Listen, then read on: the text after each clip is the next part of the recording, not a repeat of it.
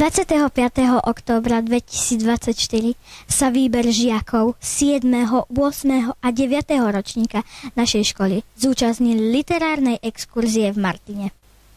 Navštívili Literárne múzeum Slovenskej národnej knižnice, kde mohli obdivovať expozíciu dejín slovenskej literatúry.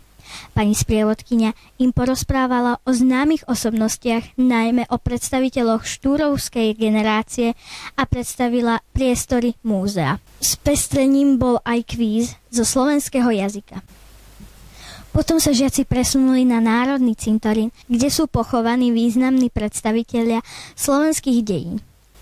Žiaci sa okrem iného dozvedeli, že posledný odpočinok tu našli napríklad Martin Kukučín, Jan Čietek Smrek s manželkou Elena Maróty Šoltézová, Svetozár Hurban Vajanský, Jozef Ciger Hronský, ale aj Anna Hurbanová, rodená Jurkovičová, prvá slovenská herečka, o ktorej sme nedávno videli aj divadelné predstavenie.